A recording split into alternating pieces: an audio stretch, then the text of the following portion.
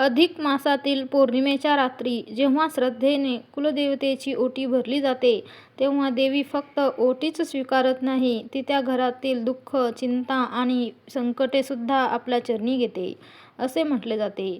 भारतीय संस्कृतीत कुलदेवता ही फक्त देवता नसते, तर ती संपूर्ण कुळाची रक्षणकर्ती, संकटातून मार्ग दाखवणारी आणि पिढ्यानपिढ्या घरावर कृपा ठेवणारी शक्ती मानली जाते. प्रत्येक घरात वेगवेगळ्या कुलदेवता असतात. कुणाची अंबाबाई, कुणाची भवानी माता, कुणाची रेणुका माता, तर कुणाची महालक्ष्मी. पूर्वीच्या काळी प्रत्येक शुभ कार्यापूर्वी कुलदेवतेचे स्मरण केले जात असे.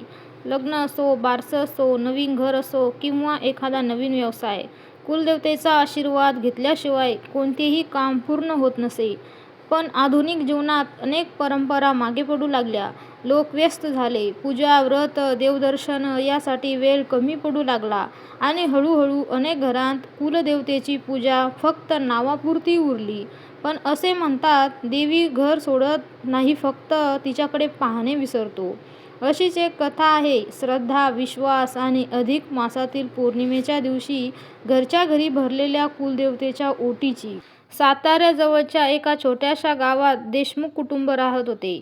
कुटुंब मोठे होते. माधवराव देशमुख, त्यांची पत्नी सुमन, 2 मुले आणि घरातील सर्वात ज्येष्ठ व्यक्ती म्हणजे आजी लक्ष्मीबाई. घरात शेती होती, एक छोटासा व्यवसाय होता आणि पूर्वी घरात भरपूर आनंद होता. पण गेल्या काही वर्षात परिस्थिती बदलू लागली. शेतीत नुकसान, व्यवसायात तोटा, मुलांच्या शिक्षणात अडचणी, घरात सतत भांडणे, पैशाची कमतरता आणि सर्वात वाईट म्हणजे घरात कायम उदास वातावरण. एक दिवस रात्री जेवताना माधवराव म्हणाले, किती मेहनत करतोय पण काहीच यश मिळत नाही, काहीतरी कमी पडतंय. तेव्हा शांतपणे जेवत असलेल्या लक्ष्मीबाई म्हणाल्या, कमी मेहनत नाही पडत, कमी पडते ती कुलदेवतेची कृपा. सर्वजण त्यांच्या चेहऱ्याकडे पाहू लागले. लक्ष्मीबाई हळूहळू बोलू लागल्या, पूर्वी आपल्या घरात प्रत्येक अधिक मासात आणि पौर्णिमेला कुलदेवतेची ओटी भरली जायची, देवीची आरती व्हायची, संपूर्ण घर भक्तीने भरून जायचं. पण गेल्या काही वर्षात आपण हे सगळं बंद केलं. सुमन म्हणाली, आई, आम्हाला माहितीच नाही नीट ओटी कशी भरायची. आजी हलकेच हसल्या, देवीला मोठेपणा नको असतो ग, श्रद्धा हवी असते. त्या रात्री आजीने सर्वांना अधिक मासाबद्दल सांगितले. अधिक मास हा देवतांना प्रिय महिना मानला जातो. या महिन्यात केलेली पूजा, जप, दान आणि व्रत याचे अनेक पटीने फळ मिळते. आणि पौर्णिमा म्हणजे चंद्राच्या पूर्ण तेजाचा दिवस. या दिवशी देवीची उपासना केल्याने घरातील नकारात्मक शक्ती दूर होतात. मुलांनी विचारले, आजी, आपण यंदा ओटी भरूया का? आजीच्या डोळ्यात आनंद चमकला. हो, आणि यावेळी मनापासून करूया. तयारीची सुरुवात. पौर्णिमेला अजून 3 दिवस बाकी होते. सुमन आणि मुलांनी घर साफ करण्याची सुरुवात केली. देवघर स्वच्छ करण्यात आले. जुने दिवे धुवून ठेवले. नवीन फुलांची माळ आणली. आजीने ओटीसाठी लागणाऱ्या वस्तूंची यादी दिली.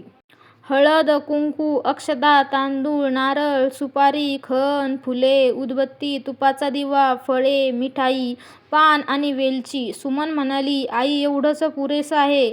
आजी म्हणाल्या, देवीला सोनं चांदी नको, भक्तीचं मन पुरेसं आहे. अधिक मासातील पवित्र पौर्णिमा उजाडली. पहाटे 4 वाजताच लक्ष्मीबाई उठल्या. त्यांनी स्नान केले आणि देवघरात दिवा लावला. घरभर मंद सुगंध पसरला. थोड्याच वेळात सगळेजण उठले. प्रत्येकाने स्नान करून स्वच्छ कपडे घातले. देवघरासमोर सुंदर रांगोळी काढण्यात आली. आजी म्हणाल्या, आज घरात राग नाही, वाद नाही, कटू शब्द नाहीत, आज फक्त देवीचं नाव. घरात कुलदेवतेचा फोटो होता. अंबाबाईचा फोटो स्वच्छ पुसण्यात आला. त्याला फुलांचा हार घालण्यात आला. आजीने देवीसमोर पितळेचा तांब्या ठेवला आणि त्यात स्वच्छ पाणी भरले. त्यानंतर त्याने मंत्र म्हणत देवीला आवाहन केले. त्या क्षणी घरातील वातावरण अगदी शांत आणि पवित्र झाले.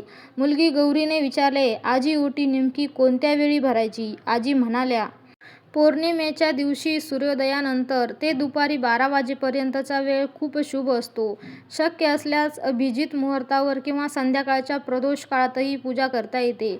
माधवराव म्हणाले, मग आपण सकाळीच पूजा करूया. आता सर्वात महत्त्वाचा क्षण आला. आजीने सुमनला समोर बसवले. डोळे मीट आणि देवीचं स्मरण कर. सुमनने हात जोडले. आजीने ताटात तांदूळ पसरले. त्यात सुपारी ठेवली. मग हळद कुंकू वाहिले. त्यानंतर त्याने खण देवीसमोर ठेवला. नारळ ठेवताना त्या म्हणाल्या, हा नारळ म्हणजे पूर्ण समर्पणाचं प्रतीक आहे. फळे, मिठाई आणि फुले अर्पण करण्यात आली. सर्वजण देवीसमोर बसले. आजीने प्रार्थना सुरू केली. हे आमच्या कुलदेवते, आमच्या घरातील दुःख दूर कर, आम्हाला योग्य मार्ग दाखव, आमच्या मुलांना सुखी ठेव, आमच्या चुका माफ कर. सर्वांच्या डोळ्यात पाणी आले. पूजा संपल्यानंतर घरात एक वेगळी शांतता होती. सुमन म्हणाली, आई, आज खूप समाधान वाटतंय. आजी म्हणाल्या, जिथे श्रद्धा असते तिथे देवी स्वतः येते. पुढच्या काही दिवसात आश्चर्यकारक बदल दिसू लागले. माधवरावांचा अडकलेला व्यवहार अचानक पूर्ण झाला. मुलाला नोकरीची संधी मिळाली. घरातील सततचे वाद थांबू लागले. एके दिवशी सुमन म्हणाली, आई, खरंच देवीची कृपा झाली का? आजी हसल्या. देवी नेहमी कृपा करते. पण ती जाणवण्यासाठी श्रद्धा लागते. त्या रात्री आजीने मुलांना समजावले, ओटी भरणं म्हणजे फक्त वस्तू अर्पण करणं नाही, ती आपल्या घराच्या सुखासाठी केलेली प्रार्थना आहे. त्यांनी पुढे सांगितले, हळद म्हणजे मंगलता, कुंकू म्हणजे सौभाग्य, नारळ म्हणजे समर्पण, तांदूळ म्हणजे समृद्धी, खण म्हणजे आदर, फुले म्हणजे प्रेम. आजीने काही विशेष गोष्टी सांगितल्या. या दिवशी काय करावे? गरिबांना अन्नदान, गाईचा चारा, मुलींना फळे किंवा मिठाई, देवी मंदिरात किंवा विष्णू आणि देवीचा जप. काय टाळावे? भांडण, अपशब्द, खोटं बोलणं, दुसऱ्यांचा अपमान. त्या रात्री सुमनला स्वप्न पडले. तिने पाहिले, एक तेजस्वी स्त्री लाल साडीत उभी आहे. तिच्या चेहऱ्यावर अपार तेज होते. ती हसत म्हणाली, श्रद्धा जप, मी सदैव तुमच्या घरात आहे. सुमन घाबरून उठली. तिच्या डोळ्यात आनंदाश्रू होते. देशमुख कुटुंबातील बदल गावात चर्चेत विषय झाला. लोक विचारू लागले, तुमच्या घरात एवढा बदल कसा झाला? लक्ष्मीबाई शांत म्हणाल्या, देवीवर विश्वास ठेवा, बाकी सगळे ती सांभाळते. आता प्रत्येक पौर्णिमेला घरात पूजा होऊ लागली. मुलं स्वतः फुले आणू लागली. माधवराव रोज दिवा लावू लागले. घरात पूर्वीसारखा आनंद परत आला. ही कथा आपल्याला शिकवते, कुलदेवता ही आपल्या घराची आध्यात्मिक शक्ती आहे. श्रद्धा आणि भक्ती कधीही वाया जात नाही. अधिक मासातील पौर्णिमा अत्यंत पवित्र असते. घरच्या घरी साध्या पद्धतीनेही देवीची पूजा करता येते. मोठेपणा नाही, मनाची शुद्धता महत्त्वाची आहे. घरच्या घरी कुलदेवतेची ओटी कशी भरावी? सोप्या पद्धतीने. आवश्यक साहित्य, हळद, कुंकू, तांदूळ, सुपारी, नारळ, खण किंवा साडीचा तुकडा, फुले, दिवा, उदबत्ती, नैवेद्य. विधी: घर आणि देवघर स्वच्छ करा. स्नान करून स्वच्छ कपडे घाला. देवीसमोर दिवा लावा. हळद कुंकू वाहा. तांदूळ आणि सुपारी ठेवा. खण आणि नारळ अर्पण करा. नैवेद्य दाखवा. आरती करा.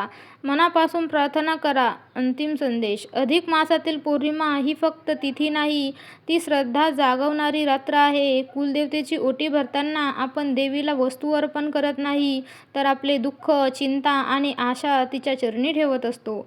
आणि जेव्हा प्रार्थना मनापासून असते तेव्हा देवीचा आशीर्वाद नक्की मिळतो. शेवटची भावपूर्ण ओळ: ज्या घरात कुलदेवतेसमोर रोज भक्तीचा दिवा लावला जातो, त्या घरातील अंधार कितीही मोठा असला तरी तो कायम टिकत नाही. तर मग भक्त मंडळी, तुम्हालाही माझी कथा आणि कुलदेवतेची ओटी कशी भरावी हा व्हिडिओ आवडला असेल तर व्हिडिओला नक्की लाईक करा आणि आपल्या पवित्र धर्मकथा या मराठी चॅनलला लगेच सबस्क्राईब करा. धन्यवाद.